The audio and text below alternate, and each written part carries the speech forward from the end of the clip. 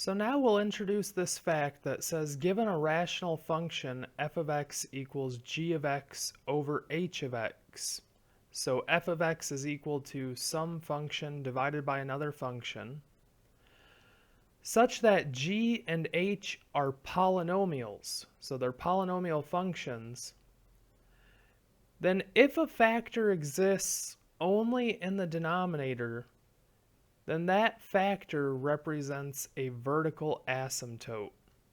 And if the factor exists in the numerator and the denominator, so if it exists in g of x and h of x, then it is a whole, or a removable discontinuity. So let's go ahead and show each of those as an example. So for the first one, a vertical asymptote, we say that if we had something like 1 over x minus 3, notice this factor x minus 3 exists only in the denominator. So if we take x minus 3 and set it equal to 0 and solve for x, so we add 3 to each side of the equation, we would get x equals 3. X equals 3 represents a vertical asymptote. If you were to graph this line, it would look like this, a vertical line. So this entire line is the vertical asymptote on the graph. And then likewise, the removable discontinuity or whole occurs when you have something like x plus 1 times x minus 1 all over x plus 1. Notice the factor x minus 1 is alone. It's only in the numerator, so we don't worry about this right now. But x plus 1 is in the numerator and denominator. That means it is a whole. So we could write x plus 1 and set it equal to 0, and when we solve for x by subtracting 1 from each side, we would get x equals -1. So this is the x value of the whole, but a whole represents a point on the graph. So there is a y value, and the way we find the y value is once we find the x value, we cancel out its factor, so we cancel the common x plus 1 from the top and bottom, which leaves us with just x minus 1 by itself. And now we plug this x equals -1 into that x minus 1. So we couldn't plug it in before, because if we plugged it in, we'd get -1 plus 1 in the denominator. That means we would be dividing by 0. This is why there is a whole here. Only this point doesn't exist on the graph. Everything else exists. With the vertical asymptote, this entire line doesn't exist. But with a whole, only this one point where x equals -1 doesn't exist. And now we need to find the y value of that point that doesn't exist. So we plug -1 in for this x minus 1. That gives us -1 minus 1, or -2. So the point -1 minus 2, so -1 comma -2, is a whole on the graph. And just to be perfectly clear what this looks like, this isn't the graph that we have up here, but essentially we would have something that looks like this.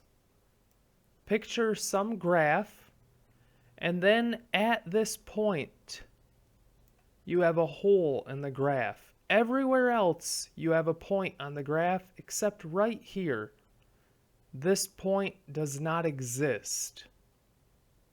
So again, this is not an exact look of what this graph would look like, but this is just to illustrate what a hole looks like on your graph.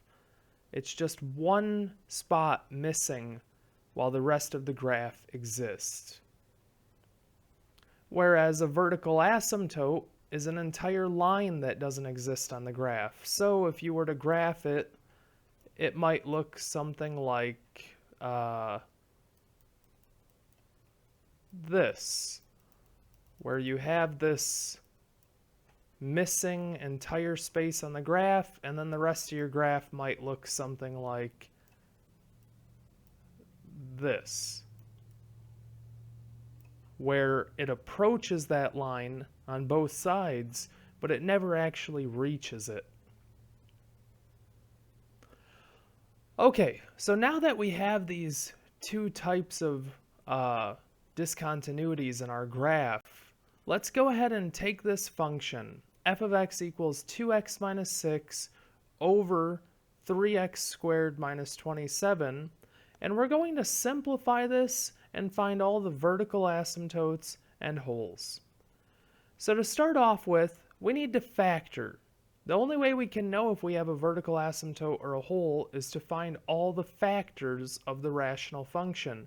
So to start by factoring, let's go ahead and factor out the common 2 in the numerator and the common 3 in the denominator, which gives us 2 times 2x divided by 2 is just going to leave us with x, minus 6 divided by 2 is going to leave us with 3,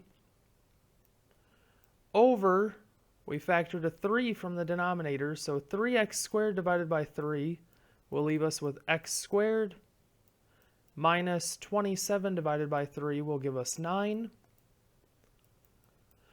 And now we can factor this one more time, as x squared minus 9 is a difference of squares. We get 2 times the quantity of x minus 3 over 3 times the quantity of x squared minus 9 will factor into x minus 3 times x plus 3.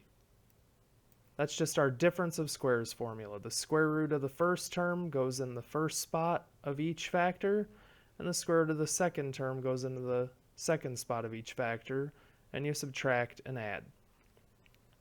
And now that we have this, we can simplify by canceling this x minus 3 from the numerator and denominator, giving us f of x equals 2 divided by 3 times x plus 3. And that is fully simplified, and we always want to leave it in its factored form whenever we have a rational function like this. And now that we have this, we can now find the vertical asymptote or vertical asymptotes and hole or holes. So to start off with, we'll find the vertical asymptotes, which we can find by looking at the simplified function and checking if there are any factors in the denominator. Notice we have an x plus 3 in the denominator. The 3 doesn't matter, it's just a constant. There's no way 3 could equal 0, but x plus 3 could equal 0. If we take x plus 3 and set it equal to 0 and solve by subtracting 3 from each side, we get x equals negative 3. So x equals negative 3 is a vertical asymptote.